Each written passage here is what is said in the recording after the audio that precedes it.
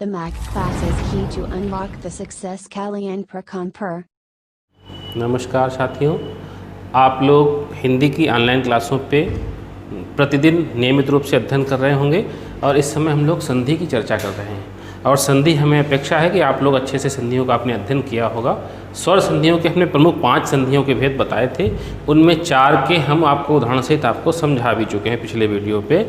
आज हम लोग अयादि संधि की बात करेंगे। हम लोगों ने कौन कौन सी संधि समझ ली? दीर्घ संधि समझी, गुण संधि समझी, वृद्धि संधि समझी और यण संधि समझी। सबकी अलग अलग पहचान बताई थी। दीर्घ पे हमने कहा था कि आप दीर्घ स्वरों से पहचानोगे, बड़ा आ, बड़ी ई, बड़ा ऊ और बड़ा री।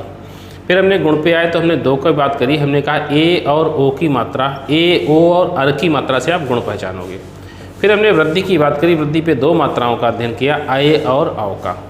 इसके बाद में फिर हम यण पे आए थे। तो यण पे हमने कई उदाहरण कल हमने विस्तृत रूप से समझाया था कि या वारा के पहले आधा अक्षर मिल जाए, या वा पे जो स्वर होगा उससे हम अगला पद प्रारंभ करेंगे।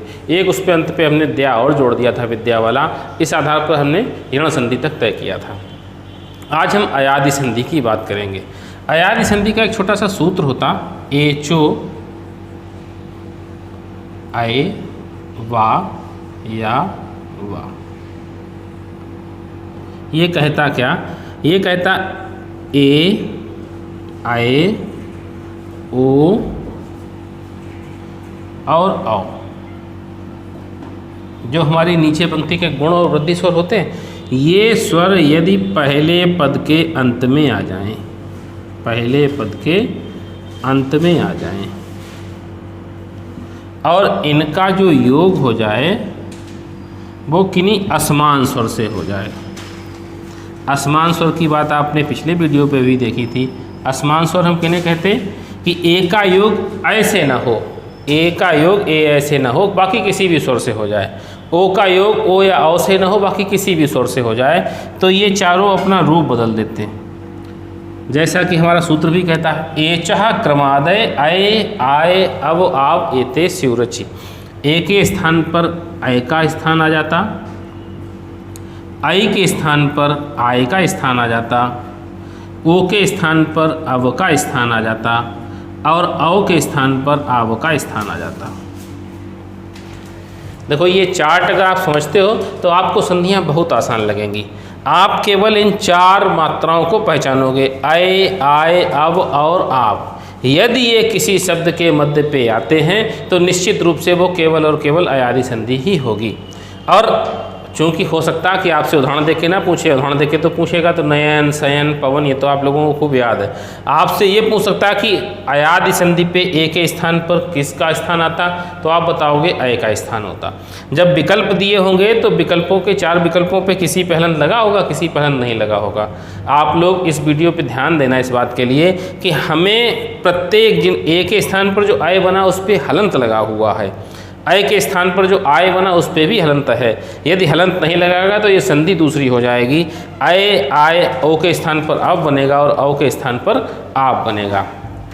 आप इसके खूब अच्छे से उदाहरण भी समझते हो, पढ़ते भी हो, कुछ लोग तो इसको रटते भी हैं। आप देखो, रटने की बात तो अच्छी है, रटके तो, लेकिन फिर भी अगर आप समझते हो तो वो चीज़ आपको अच्छे से समझ में भी आती है। आप देखो, यदि आपने खूब नयन, पवन, भवन, शयन इन सबको याद किया है, रटा है कि नयन आपसे पूछा गया तो आपने ये तो पहचान लिया कि अयादि संधि का उदाहरण है। पहचाना कैसे? इसके 2 तरीके होते हैं। एक तो इसका हम उच्चारण करें। आप मेरे साथ नयन, नयन, नयन का उच्चारण करोगे तो मध्य पे अय निकल के आएगा, ये कहेगा कि हम अयादि संधि है। और क्यों कहेगा? क्योंकि हम 4 को सिद्ध कर चुके, अय, आय, अव और आव ए, ऐ, ओ, औ के स्थान पर बनता है। मध्य पे नयन, नयन, नयन निकल के आता है। आप इसको एक दूसरे तरीके से भी समझो। हम लोगों ने वर्णमाला का जब अध्ययन किया था तो हम स्वर और व्यंजन को अलग अलग करना अच्छे से सीख गए थे। स्वर मात्रा के रूप में स्थापित होता और व्यंजन तो व्यंजन है ही। आप इनके स्वर व्यंजनों को मेरे साथ अलग करो। नयन शब्द है, हमने ना पहले व्यंजन पे हलंत लगाया और किसी भी वर्ण पे यदि कोई मात्रा नहीं होती तो छोटा आ तो जरूर होता। ना से हमने छोटा आ निकाल लिया। अगला व्यंजन या है, या पे फिर हमने हलंत लगाया, या से फिर छोटा आ निकाला। और अगला व्यंजन ना। अब आप देखो मध्य पे निश्चित रूप से अय स्थापित हो गया, और आप वीडियो से देखोगे कि अय हमने किसके स्थान पर स्थापित किया, अय हमने ए के स्थान पर स्थापित किया। अय को आप इस वर्ण पे मात्रा के रूप पे स्थापित कर दो, ना पे हमने एक ही मात्रा लगा दी, और दूसरा पद अन ऐसे स्थापित कर दिया। देखो आपके सामने ये उदाहरण स्पष्ट हो गया। जो विच्छेद था वो इस तरीके से, वैसे ये केवल रटने की व्यवस्था, नयन नेधन अन नयन। अब आप देखो एक शब्द है नायक, इसको भी हमने कैसे पहचाना। एक तो हम केवल इसका उच्चारण करें, नायक नायक नायक, मध्य पे आय निकल के आया, आय निकल के आया तो हम इसको अयादि संधि के लिए तय करते हैं। लेकिन आप इसको मेरे तरीके से, दूसरे तरीके से आप इसको स्वर व्यंजन को अलग अलग करो। हिंदी को जितना आप तोड़ के विच्छेद करके तय करोगे, आप इसको अच्छे से तैयार करने में सक्षम हो जाओगे। नायक है, पहला व्यंजन कौन सा है, ना है। ना पे कौन सी मात्रा है, बड़े या की मात्रा है, हमने बड़े या को निकाला। अगला व्यंजन या है, या पे भी हलंत लगाया। या पे कौन सा स्वर है, छोटे या का स्वर है। अगला व्यंजन का है। मध्य पे देखो आय निकल कर के आया, आय अपने आप स्थापित हुआ, और आय किसके स्थान पर हमने तय किया था, आय हमने अय के स्थान पर तय किया था। हमने आय की मात्रा ना पे लगा दी, हमने कहा नय, और दूसरा पद अक ऐसे स्थापित कर दिया। ये देखो इसका विच्छेद हो गया। आपको पहले बार में ये चीज़ें थोड़ी सी आपको ये कठिन लगती होगी, लेकिन अगर आपने इस प्रक्रिया को सीख लिया तो नयन शयन पवन भवन किसी भी कठिन उदाहरण को भी आप यदि आपसे तय कराया जाएगा तो भी आप पहचान जाओगे इस पे अयादि संधि है। जैसे पहले 2-3 सरल उदाहरणों की बात करें, फिर एक आधे कठिन उदाहरणों की बात करेंगे। जैसे हमने कहा भवन, देखो इसका पहचानने का वही तरीका, हम कहें भवन भवन भवन, मध्य पे अब निकल के आता है। आप इस वाले तरीके पे जाओ, मेरी वाले ट्रिक पे जाओ। भा पे हमने हलंत लगाया, भा पे कौन सा स्वर है, छोटे या का स्वर है। अगला व्यंजन वाह है, वाह पे हलंत लगाया, वाह पे कौन सा स्वर है, छोटा आ है, इससे लिखा, और अगला व्यंजन ना लिखा। अब देखो मध्य पे अब निकल के आया। आप चार्ट देखना बैक जाके तो आपको अब मिलेगा कि अब हमने ओ के स्थान पर स्थापित किया था। अब को हमने भा पे ओ की मात्रा लगा दी, हमने लिख दिया भो। दूसरा पद अन ऐसे ही लिख दिया, देखो विच्छेद हुआ। ये विच्छेद आपको संभावना हम ऐसी अपेक्षा करते हैं कि आप लोगों को ये विच्छेद आसान लग रहा होगा, और बहुत अच्छे से आपका विच्छेद संबंधी जो भी समस्याएं होंगी वो अपने आप दूर होंगी। जैसे हमने लिखा भावुक। अब देखो एक पहचानने का तरीका क्या है, हम मध्य पे इसका उच्चारण करें, भावुक भावुक भावुक, आब निकल के आता है। आप इस तरीके पे चले जाओ, पहला व्यंजन भा, भा पे हलन लगाया, भा पे कौन सी मात्रा है, आप लोगों को बड़े या की मात्रा दिखती होगी, और बड़े या की ही मात्रा है। अगला व्यंजन वाह, वाह पे हलन लगाया, वाह पे कौन सा स्वर है, छोटा हो, इससे अगला पद प्रारंभ किया। मध्य पे देखो आब निकल के आया, और आब हमने चार्ट पे अव के स्थान पर बनाया था। इसी आव को मात्रा के रूप में भा पे स्थापित कर दो, भाव, और धन दूसरे पद के रूप में उक। देखो आपको अयादि संधि बहुत आसान लग रही होगी। ऐसे हम नायिका, सायिका, गायिका सबका विच्छेद कर सकते हैं। केवल आप मेरे साथ में इन स्वर व्यंजनों को अलग करेंगे, और चूंकि स्वर व्यंजन का अध्ययन हम पहले से कर चुके हैं तो स्वर व्यंजन तो हम लोग अलग कर ही सकते हैं। ये प्रक्रिया पे जाओगे तो आपका जो विच्छेद वाला विकल्प होगा वो बिल्कुल सही होगा। होता क्या कि आप जब आपको संधि पूछ के विच्छेद पूछता है तो 4 विकल्प मिलते जुलते होते, हम तय नहीं कर पाते, और जब रटने वाली व्यवस्था होती है उस पर तो तय करना थोड़ा सा और मुश्किल हो जाता। कुछ ऐसे भी उदाहरण देख लो जो जिन पे संधि लगती नहीं के उदाहरणों की बात कर रहे हैं। हमने नयन, नायिका, गायिका, सायिका, इन सब के उदाहरणों को किस तरीके से आप विच्छेद करोगे इनके बारे पे हमने आपको बताया, और हमें लग रहा है कि आप लोग आसानी से उसको समझ भी रहे होंगे।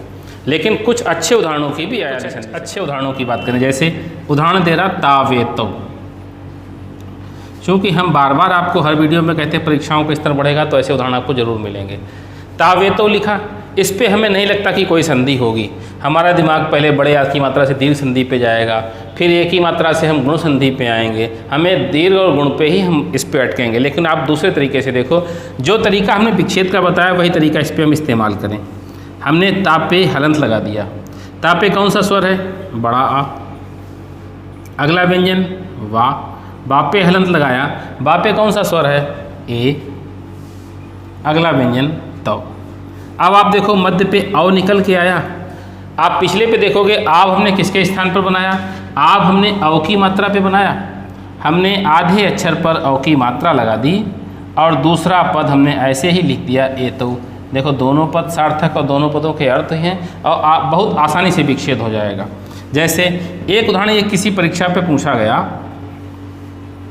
विष्णवे। अब आप देखो विष्णवे है, विष्णवे को हम किस तरीके से तय करेंगे? ऐसे तो इस पे लगता कि कोई संधि नहीं हो सकती, लेकिन आप इसको केवल आप केवल एक बात जरा सी ध्यान रखना, हमने 4 आए, आए, अब और आप निकाले।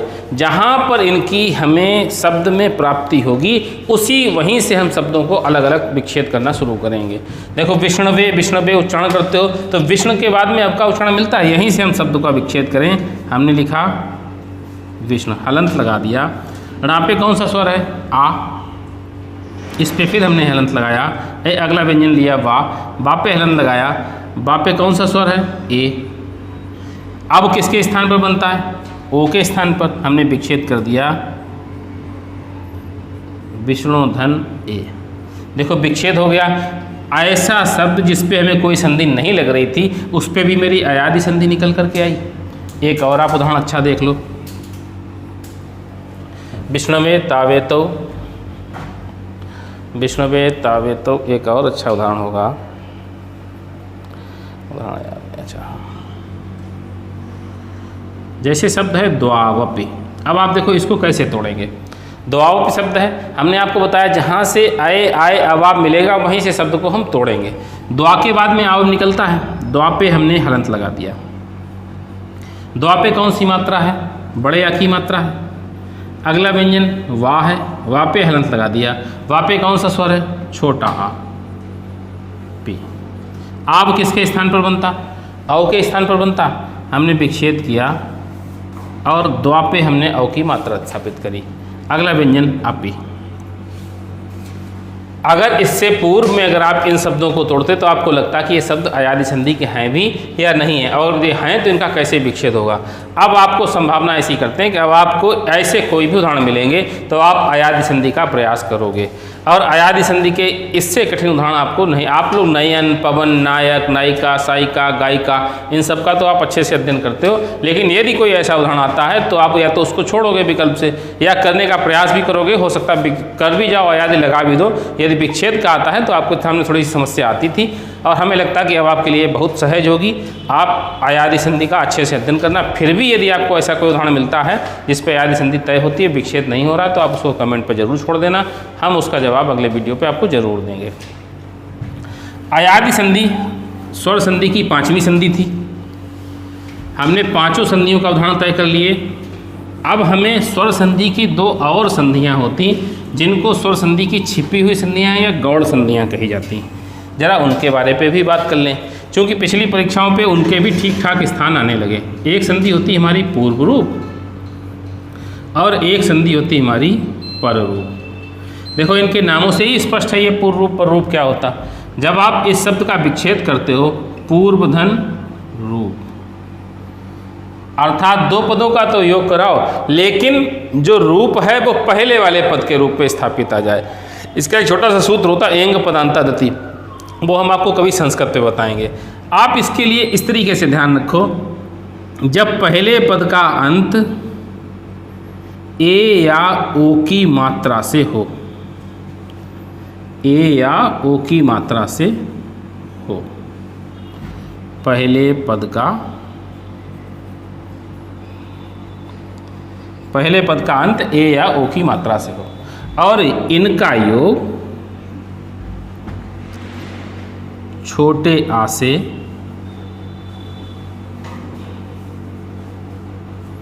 प्रारंभ किसी भी शब्द से हो, तो ये छोटा अपना रूप बदल देता। आप कई बार हिंदी पढ़ते समय आपको एक ऐसा चिन्ह बना हुआ दिखता है जो यस ऐसा चिन्ह होता। इसको कहा क्या जाता है? इसको हम लोग अवग्रह बोलते हैं। और ये चिन्ह बनता किसके स्थान पर? आ के स्थान पर। देखो ये कहता पहले पद का अंत ए ओ की मात्रा से हो और दूसरा पद का प्रारंभ आ से प्रारंभ होने वाले किसी भी शब्द से हो, तो आ अपना रूप बदल के अवग्रह पे बदल जाता है। जैसे एक बार आपसे किसी परीक्षा पे टीटी वाले पे पूछा गया था वृक्षे अपि। इसकी सबसे अच्छी पहचान आपको बताएं, किसी भी शब्द के मध्य पे यदि ये यस ऐसा अवग्रह का चिन्ह दिखाएगा तो हम कौन सी संधि बताएंगे? पूर्व रूप। और अगर इसका विच्छेद कराएगा तो इसको हम केवल अलग अलग लिख देंगे वृक्षेद, और इसको हम आ के रूप पे पूर्ण रूप से स्थापित कर देंगे वृक्षेदन अपि। एक और उदाहरण आप देखो, कहता रामो अधुना। आप देखो ये यस ऐसा चिन्ह दिखा जिसे हमने अवग्रह स्थापित किया, और ये बना किसके स्थान पर? आ के स्थान पर बना। इसका अगर विच्छेद पूछ दें तो केवल हमको अलग अलग लिखना है, रामो धन अधुना। बहुत आसान सी संधि है, केवल पहचानना कैसे है ये आप अपने दिमाग पे ट्रिक के रूप में स्थापित करो। यदि ये यस अवग्रह वाला चिन्ह मिलेगा तो हम पूर्व रूप की संधि बताएंगे। केवल पहचान करने के लिए मेरी बात सही हो रही या नहीं हो रही, आप ये बात ध्यान रखना कि आपके सामने जो भी विकल्प आएगा तो पहले पद के अंत में ए ओ की मात्रा जरूर होगी। जैसे वृक्षे देखा आपने, ए के बाद में ही तो ये चिन्ह मिला। रामो देखा, रामो के बाद में ही ओ की मात्रा के बाद ही तो ये चिन्ह मिला। ये संधि बहुत आसान संधि है, और आजकल की जो वर्तमान में परीक्षाएं हो रही हैं उन पे इन संधि का ठीक ठाक स्थान हो रहा है। अगर आपको ये चिन्ह मिलेगा तो आप कौन सी संधि बताओगे? पूर्व रूप संधि। एक और संधि,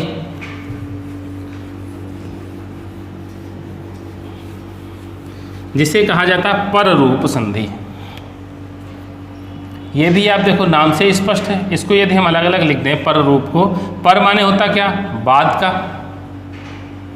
रूप माने आकृति आकार, ऐसी संधि जो बाद का आकार ले ले। जैसे इसके लिए होता क्या, नियम भी समझ लो, कोई भी शब्द जो अकारांत उपसर्ग हो, संस्कृत पे आपको बताएंगे अकारांत कहते किसको हैं।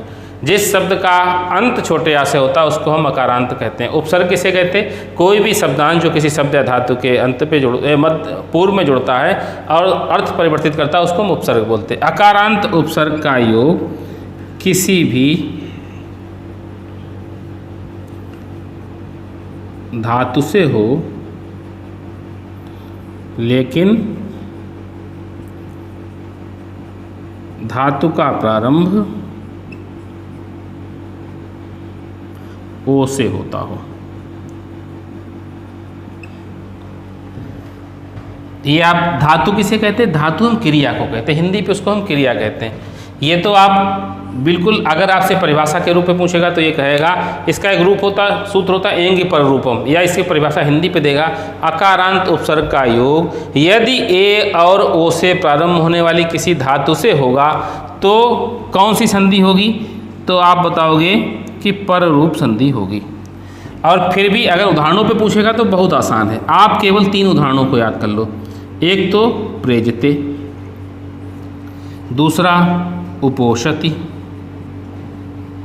और तीसरा सिवेही। जब भी पूछेगा तो निश्चित रूप से केवल इन्हीं 3 उदाहरणों का स्थान होगा, और इन 3 उदाहरणों से हमारा 1 नंबर तय होने वाला है पर रूप का। किस तरीके से होता? जब प्रेजते का विच्छेद करते हो तो प्राधन एजते, देखो जो नियम हमने बताया वो नियम लागू होता। प्रा अंत पे आ रहा, अकारांत उपसर्ग है, ए से प्रारंभ होने वाली धातु मिल रही हमको, ये कौन सी संधि तय करा रहा? पर रूप। उपोषति, ये देखो टीटी की परीक्षा पे पूछा भी जा चुका। उपधन ओषति, अकारांत उपसर्ग है, उपकांत आपे हुआ, ओ से प्रारंभ हुई धातु, ये संधि कौन सी तय हुई? हमारी पर रूप संधि। शिवेही, शिवधन एही, अकारांत उपसर्ग है, ए से प्रारंभ होने वाली धातु हुई। ये 3 उदाहरण यदि आप तैयार करते हो तो किसी भी परीक्षा पे अगर इनका स्थान मिलेगा तो आपको 1 नंबर तय कराएगा और संधि तय कराएगा पर रूप। साथियों, आप लोगों ने संधि, स्वर संधि के आपने सारे उदाहरण अच्छे से पढ़ लिए विधिवत तरीके से। आप निरंतर अध्ययन करते रहिए और उदाहरणों के साथ में आप जुड़ते रहिए। कमेंट पे अगर कोई उदाहरण आपको नहीं आ पा रहा है तो आप उसको कमेंट पे छोड़ दिए, उसका हम जवाब देंगे। कल के वीडियो पे, कल के आपकी ऑनलाइन क्लास पे जब हम आएंगे तो आपसे व्यंजन संधि की बात करेंगे। आप लोग व्यंजन संधि को पूर्व में तैयार करिएगा। इसके बाद कल हम व्यंजन संधि की विधिवत चर्चा करेंगे। धन्यवाद।